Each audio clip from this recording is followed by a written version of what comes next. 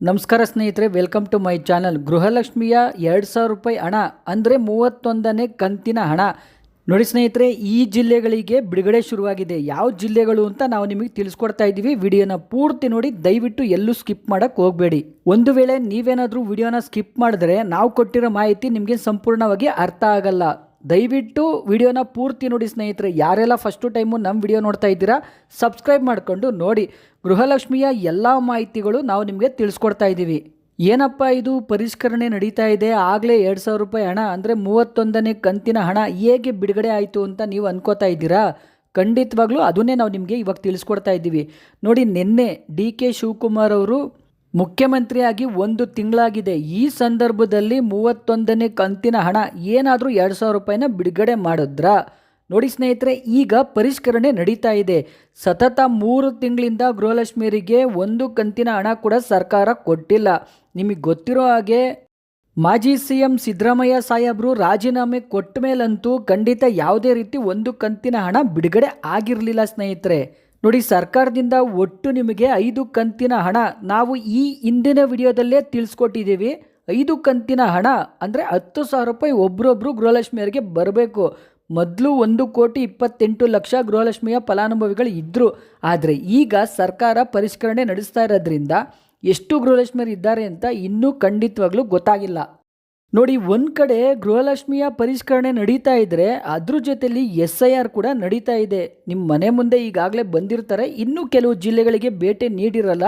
ಯಾರಿಗೆಲ್ಲ ಇನ್ನು ಯಾವ ಜಿಲ್ಲೆಗಳಿಗೆ ಬಂದಿಲ್ಲ, ಖಂಡಿತ ನಿಮ್ಮ ಜಿಲ್ಲೆಗಳಿಗೆ ಕೂಡ ಬರ್ತಾರೆ. ದಯವಿಟ್ಟು ನಾವು ಹೇಳಿರೋ ಡಾಕ್ಯುಮೆಂಟ್ಸ್ಗಳನ್ನ ನೀವು ರೆಡಿ ಮಾಡಿ ಇಟ್ಕೊಳ್ಳಿ. ಯಾಕೆ ಅಂದರೆ ನಿಮಗೆ ಗೃಹಲಕ್ಷ್ಮಿ ಹಣ 2,000 ರೂಪಾಯಿ ಏನಿದೆ ಮತ್ತು ಉಳಿದ ಕಂತಿನ ಹಣ ಒಟ್ಟು 5 ಅಂದರೆ 10,000 ರೂಪಾಯಿ ಕೂಡ ಸರ್ಕಾರ ನಿಮ್ಮ ಖಾತೆಗಳಿಗೆ ಬಿಡುಗಡೆ ಮಾಡುತ್ತೆ. ಅದು ನಿಮಗೆ ಬೇಕು ಅಂದರೆ ನೀವು ವೋಟ್ ರೆಡಿನ ಖಂಡಿತವಾಗ್ಲೂ ಇಟ್ಕೋಬೇಕು ಸ್ನೇಹಿತರೆ. ಅಂದರೆ SIR ನಿಮ್ಮ ಮನೆ ಹತ್ರ ಬಂದಾಗ, ಅಂದರೆ SIR ಪ್ರಕ್ರಿಯೆ ಮಾಡೋಕ್ಕೆ ನಿಮ್ಮ ಮನೆ ಹತ್ರ ಬರ್ತಾರೆ. ಆಗ ನೀವು ಖಂಡಿತವಾಗ್ಲೂ ವೋಟ್ ರೆಡಿನ ತೋರಿಸಿ, ಆಧಾರ್ ಕಾರ್ಡ್ನ ತೋರಿಸಿ ಎಂಟ್ರಿ ಮಾಡಿಸ್ಬಿಟ್ಟು ಸೈನ್ ಹಾಕ್ಕೊಂಡ್ರೆ ಖಂಡಿತವಾಗ್ಲೂ ನಿಮಗೆ ಮುಂದಿನ ದಿನಗಳಲ್ಲಿ ನಿಮ್ಮ ವೋಟ್ ರೆಡಿ ಇದೆ ಅಂತ ಅವ್ರು ಹೇಳ್ತಾರೆ. ಚುನಾವಣಾ ಆಯೋಗದಿಂದ ಒಂದು ಲಿಸ್ಟು ರಿಲೀಸ್ ಆಗುತ್ತೆ. ನೀವು ಅದರೊಳಗಡೆ ನಿಮ್ಮ ವೋಟ್ ರೆಡಿ ಇದೆಯಾ ಇಲ್ವಾ ಅಂತ ಚೆಕ್ ಮಾಡ್ಕೋಬೋದು. ಅದು ಕೂಡ ಆನ್ಲೈನಲ್ಲಿ ಕೂಡ ಚೆಕ್ ಮಾಡ್ಕೋಬೋದು. ಯಾವ ಥರ ಅಂತ ನಾವು ನಿಮಗೆ ನೆಕ್ಸ್ಟು ತಿಳಿಸ್ಕೊಡ್ತೀವಿ ಸ್ನೇಹಿತರೆ. ನೋಡಿ, ಈಗ SIR ಜೊತೆ ಗೃಹ ಜ್ಯೋತಿ ಕೂಡ ಶುರುವಾಗಿದೆ. ಗೃಹ ಜ್ಯೋತಿಲಿ ನಿಮಗೆ ಪ್ಯಾನ್ ಕಾರ್ಡು ಕಡ್ಡಾಯ ಮಾಡಿದ್ದಾರೆ. ಪ್ಯಾನ್ ಕಾರ್ಡ್ ಜೊತೆಯಲ್ಲಿ ನಿಮಗೆ ವೋಟ್ ರೆಡಿ ಕೂಡ ಇರಬೇಕು. ನೋಡಿ ಸ್ನೇಹಿತರೆ, ಅದ್ರ ಜೊತೆಯಲ್ಲಿ ನೀವು ಆಧಾರ್ ಕಾರ್ಡ್ ಕೂಡ ಕೊಡಬೇಕು. ಮತ್ತು ನಿಮ್ಮ ಜಾತಿ ಯಾವುದು ಅಂತ ಹೇಳ್ಬೋದು. ಆದರೆ ಜಾತಿ ಪ್ರಮಾಣ ಪತ್ರ ಕೊಡುವ ಅವಶ್ಯಕತೆ ಇಲ್ಲ. ಒಂದು ವೇಳೆ ನಿಮಗೆ ಕೊಡಬೇಕು ಅನ್ಸಿದ್ರೆ ನೀವು ಕೊಡ್ಬೋದು. ಮತ್ತು ಒಂದು 7-8 ಪ್ರಶ್ನೆ ಕೇಳ್ತಾರೆ, ನೀವು ಅಷ್ಟಕ್ಕೂ ಉತ್ತರ ಕೊಡಬೇಕು. ನಿಮ್ಮ ಹತ್ರ ಏನಾದರೂ ಫೋಟೋ ಇದ್ದರೆ ನೀವು ಕೊಡಿ, ಅವ್ರು ಅಂಟಿಸ್ತಾರೆ. ಇಲ್ಲ ಅಂದರೆ ನಿಮ್ಮ ಸೆಲ್ಫಿ ಫೋಟೋನ ಅವ್ರು ತಗೊಂಡೋಗ್ತಾರೆ ಸ್ನೇಹಿತರೆ. ನೋಡಿ ಸ್ನೇಹಿತರೆ, ಯಾರಿಗೆಲ್ಲ ಗೃಹ ಜೊತೆಗೆ ಏನೇನು ಡಾಕ್ಯುಮೆಂಟ್ಸು ಕೊಡಬೇಕು ಅಂತ ಗೊತ್ತಿರಲ್ವಲ್ಲ, ನೋಡಿ ಅವರಿಗೋಸ್ಕರ ನಾವು ನಿಮಗೆ ತಿಳಿಸ್ಕೊಟ್ಟಿದ್ದೀವಿ. ನಿಮಗೆ ಇನ್ನು ಮುಂದೆ ಗೃಹ ಜ್ಯೋತಿ ಬೇಕು ಅಂದರೆ ಮಾತ್ರ ನೀವು ನೋಡಿ ಕೆಲವು ಡಾಕ್ಯುಮೆಂಟ್ಸ್ನ ಕೊಟ್ಬಿಟ್ಟು ನೀವು ಅಪ್ಡೇಟ್ ಮಾಡಿಸ್ಕೊಂಡ್ರೆ ಮುಂದೆ ಸರ್ಕಾರ ನಿಮಗೆ 200 ಯೂನಿಟು ಫ್ರೀಯಾಗಿ ಕೊಡುತ್ತೆ. ಒಂದು ವೇಳೆ ನಿಮಗೆ ಬೇಡ ಅಂದರೆ ಖಂಡಿತ ನೀವು ಯಾವುದೇ ರೀತಿ ಡಾಕ್ಯುಮೆಂಟ್ಸ್ ಕೊಡೋ ಅವಶ್ಯಕತೆ ಇಲ್ಲ ಸ್ನೇಹಿತರೆ. ಈ ಹಿಂದೆ ಗೃಹ ಜ್ಯೋತಿ ಮಾಡ್ಕೊಂಡಿದ್ರೆ ಖಂಡಿತ ಆಟೋಮೆಟಿಕ್ ಅದು ಕ್ಯಾನ್ಸಲ್ ಆಗುತ್ತೆ. ನೀವು ಯಾವುದೇ ರೀತಿ ಭಯಪಡುವ ಅವಶ್ಯಕತೆ ಇಲ್ಲ ಸ್ನೇಹಿತರೆ.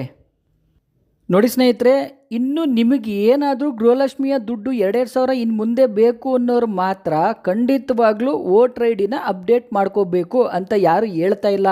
ಖಂಡಿತ ನೀವು ಭಾರತದವರಾಗಿದ್ದೀರಾ ಅಲ್ವಾ?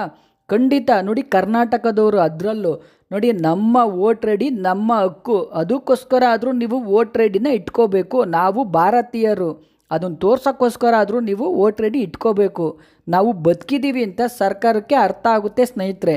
ಮತ್ತು ಸರ್ಕಾರದ ಯಾವೆಲ್ಲ ಈ ಸ್ಕೀಮ್ಗಳು ಬರ್ತಾವಲ್ಲ ಅವೆಲ್ಲ ನಿಮಗೆ ಸಿಗುತ್ತೆ ಸ್ನೇಹಿತರೆ. ಅಂದರೆ IT ಕಟ್ಟಿರೋರ್ಗೂ ಕೂಡ ಗೃಹ ಜ್ಯೋತಿ ಕೊಡ್ತೀವಿ ಅಂತ ಸರ್ಕಾರ ಹೇಳಿದೆ. GST ಕಟ್ಟಿದ್ರೂ ಕೂಡ ನಾವು ನಿಮಗೆ ಗೃಹ ಜ್ಯೋತಿ ಸ್ಕೀಮಲ್ಲಿ ಕೊಡ್ತೀವಿ ಅಂತ ಹೇಳಿದ್ದಾರೆ. ನೋಡಿ ಸ್ನೇಹಿತರೆ, ಇನ್ನು ಸ್ಯಾಟಲೈಟ್ ಮಾಧ್ಯಮಗಳು ನೋಡಿ ಇದನ್ನು ಯಾವ ಥರ ಹೇಳ್ತಾ ಇದ್ದಾರೆ ಅಂದರೆ, ನೋಡಿ ಗೃಹ ಜ್ಯೋತಿಯಲ್ಲಿ ನೀವು ಪ್ಯಾನ್ ಕಾರ್ಡು, ಆಧಾರ್ ಕಾರ್ಡು, ಅದ್ರ ಜೊತೆಯಲ್ಲಿ ವೋಟ್ ರೆಡಿ ಇವಿಷ್ಟು ಮಾಹಿತಿ ಕೊಟ್ಟ ಮೇಲೆ ಸರ್ಕಾರ ಇದನ್ನು ತಗೊಂಡು ನಿಮಗೆ ಗೃಹಲಕ್ಷ್ಮಿಯ ಹಣ ಕೊಡಬೇಕೋ ಬೇಡವೋ ಅಂತ ಚೆಕ್ ಮಾಡುತ್ತೆ ಅಂತ ಕೆಲವು ಮಾಧ್ಯಮಗಳು ಹೇಳ್ತಾ ಇದ್ದಾವೆ ಸ್ನೇಹಿತರೆ.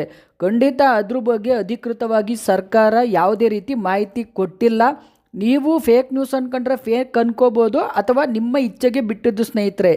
ಇನ್ನು ಆರ್ ಅಶೋಕ್ ಅವರು ಅಂದರೆ ವಿಪಕ್ಷ ನಾಯಕ ನೋಡಿ ಅವ್ರು ಕೂಡ ಹೇಳಿದ್ದಾರೆ. ಏನಪ್ಪ ಅಂದರೆ ನೋಡಿ, ನಿಮಗೆ ಗೃಹ ಜ್ಯೋತಿಗೆ ಆಗಲಿ ಗೃಹಲಕ್ಷ್ಮಿಗೆ ಆಗಲಿ ಪ್ಯಾನ್ ಕಾರ್ಡು ತಗೊಳ್ಳೋ ಅವಶ್ಯಕತೆ ಸರ್ಕಾರಕ್ಕೆ ಏನಿದೆ ಅಂತ ಅವ್ರು ಕೇಳ್ತಾ ಇದ್ದಾರೆ. ಆದರೆ ಸರ್ಕಾರ ಇಲ್ಲಿವರೆಗೂ ಅದ್ರ ಬಗ್ಗೆ ಯಾವುದೇ ರೀತಿ ಮಾಹಿತಿ ಕೊಟ್ಟಿಲ್ಲ. ಅವ್ರು ಕೇಳಿರೋ ಪ್ರಶ್ನೆಗೆ ಉತ್ತರನೇ ಕೊಟ್ಟಿಲ್ಲ ಸ್ನೇಹಿತರೆ. ಇನ್ನು BJPಯ ಶಾಸಕರಾದ ಮಹೇಶ್ ತೆಂಗಿನಕಾಯಿ ಅವರು ಕೇಳ್ತಾ ಇದ್ದಾರೆ ಸ್ನೇಹಿತರೆ. ನೋಡಿ, 2025-2026ನೇ ಸಾಲಿನ ಫೆಬ್ರವರಿ ಹಾಗೂ ಮಾರ್ಚ್ ತಿಂಗಳ ಕಂತಿನ ಹಣ 4,000 ರೂಪಾಯಿ ಹೆಚ್ಚು ಕಮ್ಮಿ ನೋಡಿ 5,000 ಕೋಟಿ ರೂಪಾಯಿ ಎಲ್ಲಿ ಹೋಯ್ತು? CM ಸಿದ್ದರಾಮಯ್ಯ ಅವರು CM ಆಗಿದ್ದಾಗ ಹೇಳಿದ್ರು, ನೋಡಿ ನಾವು ಈ ಕ್ಷಣದಲ್ಲೇ ಕೊಟ್ಬಿಡ್ತೀವಿ, ನಾವು ಕೊಟ್ಟಿಲ್ಲ ಅಂದರೆ ನಾವು ಚೆಕ್ ಮಾಡಿ ಹೇಳ್ತೀವಿ, ಚೆಕ್ ಮಾಡಿದ್ಮೇಲೆ ಖಂಡಿತವಾಗ್ಲೂ ಈ ಕ್ಷಣಕ್ಕೆ ರಿಲೀಸ್ ಮಾಡ್ತೀವಿ ಅಂತ ಹೇಳಿದ್ರು.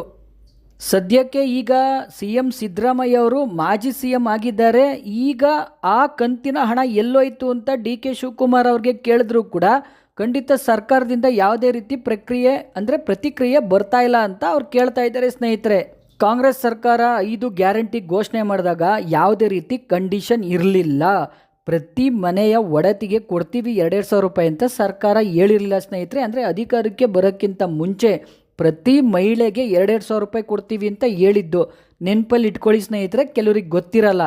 ಅದ್ರ ನಂತರ ನೋಡಿ, ಆಗಸ್ಟು 2023ರಲ್ಲಿ ಇವರು 2,000 ರೂಪಾಯಿ ಗೃಹಲಕ್ಷ್ಮಿಯ ಪ್ರತಿ ಮನೆಯ ಒಡತಿಗೆ ಅಂತ ಬಿಡುಗಡೆ ಮಾಡೋಕ್ಕೆ ಶುರು ಮಾಡಿದ್ರು. ಖಂಡಿತ ಬಿಡುಗಡೆ ಮಾಡಿದ್ರು.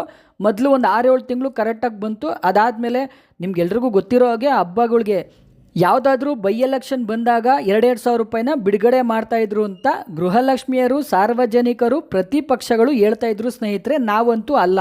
3 ವರ್ಷದಲ್ಲಿ ಸರ್ಕಾರ 30 ಕಂತಿನ ಹಣ ಕೊಟ್ಟಿದೆ. ಅಂದರೆ ಪ್ರತಿ ಗೃಹಲಕ್ಷ್ಮಿಯರಿಗೆ ಅಲ್ಲ ಅಂದ್ರೂ ಕೆಲವು ಗೃಹಲಕ್ಷ್ಮಿಯರಿಗೆ 60,000 ರೂಪಾಯಿ ಕೊಟ್ಟಿದೆ ಸ್ನೇಹಿತರೆ. ಯಾಕೆ ಈ ಮಾತು ಹೇಳ್ತಾ ಇದ್ದೀವಿ ಅಂದರೆ ಅದು ಕೂಡ ನಾವು ಹೇಳ್ತಾ ಇಲ್ಲ. ಈಗೂ ಕೂಡ ನಮಗೆ ಕಮೆಂಟ್ ಮಾಡ್ತಾ ಇದ್ದಾರೆ, ಸಾರ್ ನಮ್ಗೆ 25 ಬಂದಿಲ್ಲ, 26 ಬಂದಿಲ್ಲ, 30ನೇ ಕಂತು ಬಂದಿಲ್ಲ ಸಾರ್, ಆಗಲೇ 30ನೇ ಕಂತಿನ ಹಣ 2,000 ರೂಪಾಯಿ ಬಂತು ಅಂತ ಹೇಳ್ತಾ ಇದ್ದೀರಲ್ವಾ ಅಂತ ಕೇಳ್ತಾರೆ.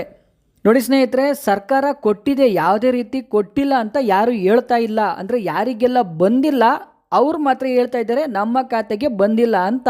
ಯಾರಿಗೆಲ್ಲ ಬಂದಿದೆ ಅವ್ರು ಹೇಳ್ತಾ ಇದ್ದಾರೆ 3 ತಿಂಗಳಿಗೋ 4 ತಿಂಗಳಿಗೋ ಒಂದ್ಸಾರಿ ಆದರೂ 2,000 ರೂಪಾಯಿ ಕೊಡ್ತಾಯಿದ್ರು. ಆದರೆ CM ಸಿದ್ದರಾಮಯ್ಯ ಅವರು ರಾಜೀನಾಮೆ ಕೊಟ್ಟ ನಂತರ ಇಲ್ಲಿವರೆಗೂ ಖಂಡಿತ 2,000 ರೂಪಾಯಿ ಸರ್ಕಾರ ಬಿಡುಗಡೆ ಮಾಡಿಲ್ಲ. ಯಾಕೆ? ಹಾಲಿ CM ಅಂದರೆ ಈಗಿರುವ CM DK ಶಿವಕುಮಾರ್ ಸಾಹೇಬರು ಏನು ಹೇಳ್ತಾ ಇದ್ದಾರೆ ಅಂದರೆ, ನೋಡಿ ಯಾರು ಅರ್ಹ ಫಲಾನುಭವಿಗಳಿದ್ದಾರಲ್ಲ ಅವ್ರಿಗೆ ಮಾತ್ರ 2,000 ರೂಪಾಯಿ ಕೊಡ್ತೀವಿ, ಯಾರು ಅನರ್ಹರಿರ್ತಾರೆ ಅವ್ರಿಗೆ 2,000 ರೂಪಾಯಿ ನಾವು ಕೊಡಲ್ಲ ಅಂತ ಹೇಳಿದ್ದಾರೆ. ಅನರ್ಹರು ಅಂದರೆ ಯಾರು? IT ಕಟ್ಟಿರೋರು ಮತ್ತು GST ಕಟ್ಟಿರೋರು, ಅವರು ಅನರ್ಹರು ಅಂತ ಹೇಳ್ತಾ ಇದ್ದಾರೆ ಸ್ನೇಹಿತರೆ. ಮತ್ತು ಸರ್ಕಾರಿ ಕೆಲಸದಲ್ಲಿರೋರು 2,000 ರೂಪಾಯಿ ತಗೋತಾ ಇದ್ದರೆ ಅವರು ಕೂಡ ಅನರ್ಹರಾಗಿರ್ತಾರೆ ಅಂತ ಸರ್ಕಾರ ಹೇಳ್ತಾ ಇದೆ ಸ್ನೇಹಿತರೆ. ಹಾಗಾದರೆ ಮಿಕ್ಕಿದವ್ರಿಗಾದರೂ ಸರ್ಕಾರ 2,000 ರೂಪಾಯಿ ಕೊಡಬೇಕಲ್ವಾ? ಖಂಡಿತವಾಗ್ಲೂ ಕೊಡ್ತಾರೆ ಸ್ನೇಹಿತರೆ. ಆದರೆ ಈಗ ಪರಿಷ್ಕರಣೆ ನಡೀತಾ ಇದೆ.